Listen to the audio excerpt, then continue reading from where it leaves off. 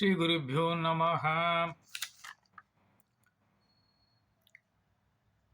மார்கழி மாத உற்சவத்தில் இந்த ப்ரெசன்டேஷன் கொடுக்க மயிலாப்பூர்லேருந்து ரவிச்சந்திர குருக்கள், சென்னை. சுவாமி 36 தத்துவங்களை உண்டாக்கி ஆத்மாக்கள் உய்யும் பொருட்டு மாயா என்கிற தத்துவத்தை பிந்து சக்தியினால் தோற்றுவிக்கின்றார். அப்பேற்பட்ட சுவாமிக்கு 2 லட்சணங்கள் உண்டு.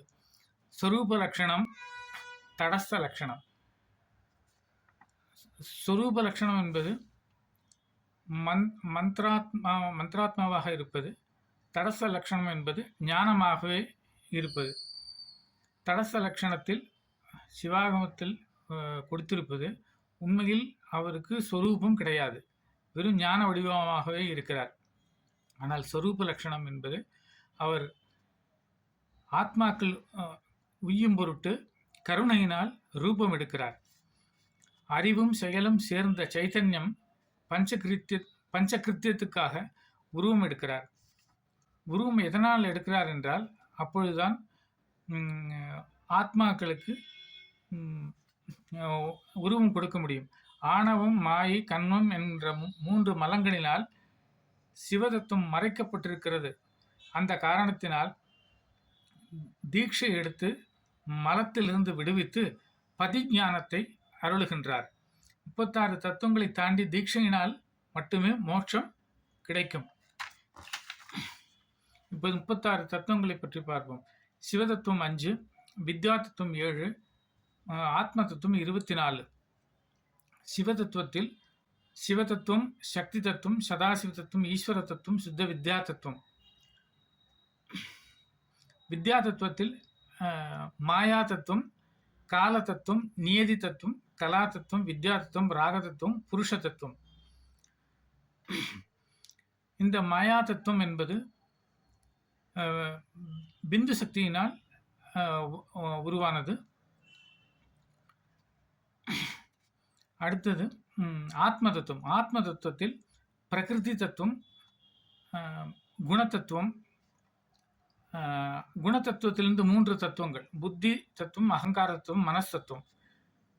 பிறகு ஸ்ரோத்ர தத்துவம், துவக் தத்துவம், சக்ஷுஷ் தத்துவம், ஜிஹ்வா தத்துவம், நாசா தத்துவம், வாக் தத்துவம், பாணி தத்துவம், பாயு தத்துவம், பாத தத்துவம், உபஸ்த தத்துவம், சப்த தத்துவம், ஸ்பர்ஷ தத்துவம், ரூப தத்துவம், ரச தத்துவம், கந்த தத்துவம், வியோம தத்துவம், வாயு தத்துவம், அக்னி தத்துவம், ஜல தத்துவம், பிருத்வி தத்துவம். மொத்தம் 24. ஆக 36 தத்துவங்களும் ஜடப்பொருள்தான். சுவாமி மட்டும் ஞான வடிவமாக இருப்பதனால் அவர் உண்மையான உண்மை பொருள். இந்த மாயாபாசம் என்கின்ற 36 தத்துவங்களும் ஜடப்பொருள் தான்.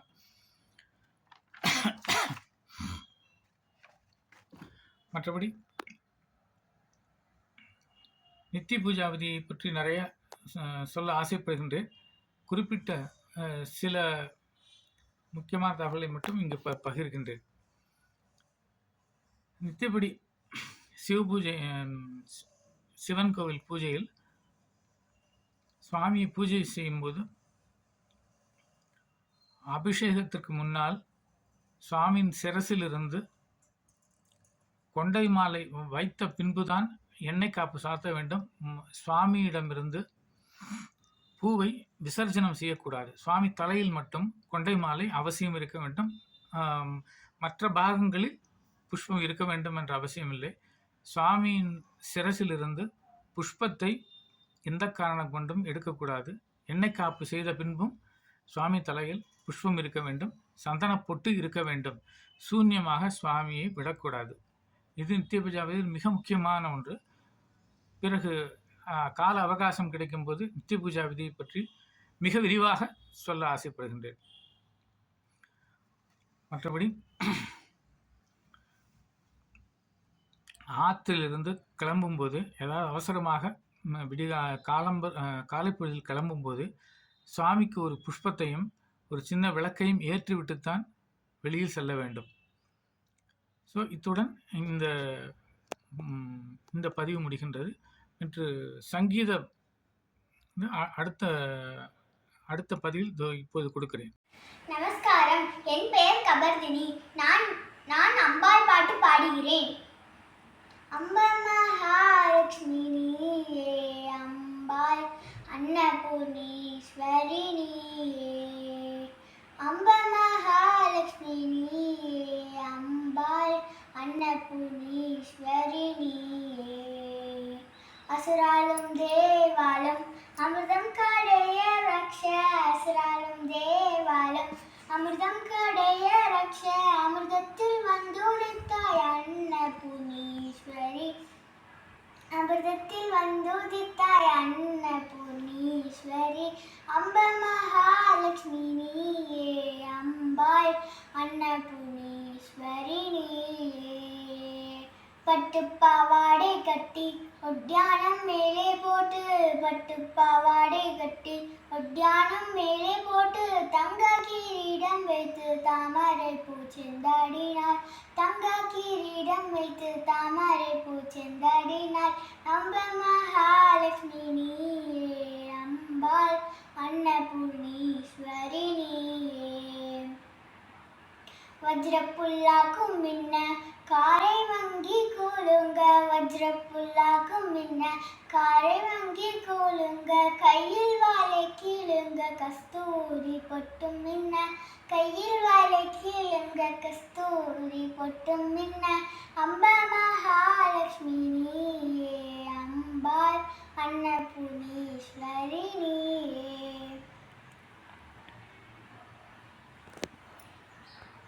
நமஸ்காரம். மீனாட்சி தாயே, மீனாட்சி தாயே, அருள் புரிவாயே. மீனாட்சி தாயே, அருள் புரிவாயே. மலையத் வஜன் செய்யே, மதுரை வாழ்மாயே. மீனாட்சி தாயே, அருள் புரிவாயே. வானோர்கள் மகிழ்ந்திட, வையத்தோர் புகழ்ந்திட, வானோர்கள் மகிழ்ந்திட, வையத்தோர் புகழ்ந்திட. வாதனை மணந்தாயே,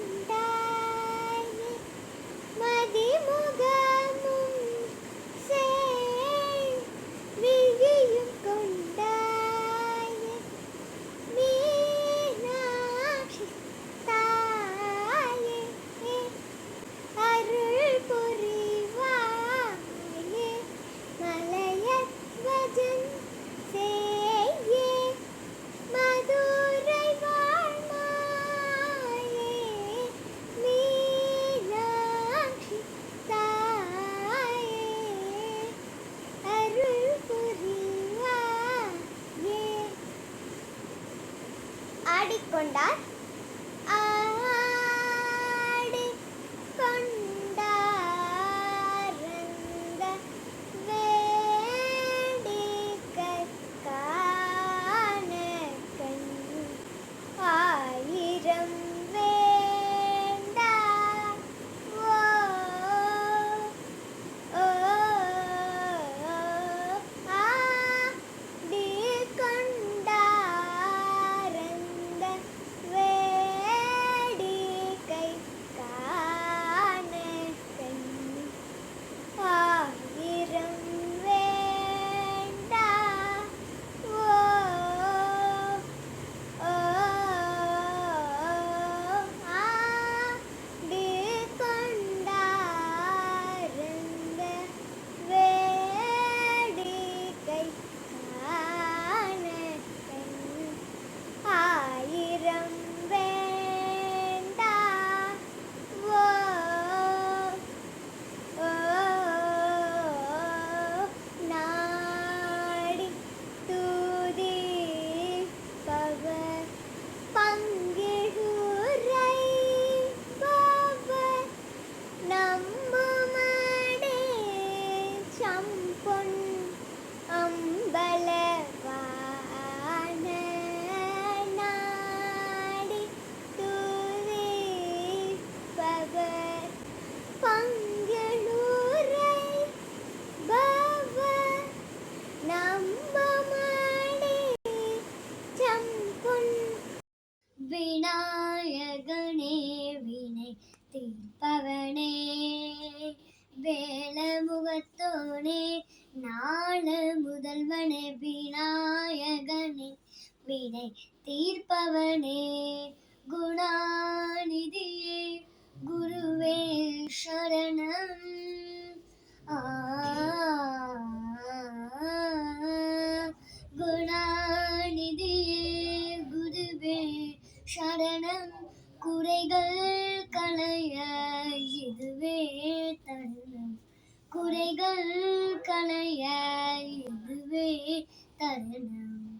உமாபதியே உலகம் என்றாய் ஒரு சுற்றினிலே வலமும் வந்தாய்.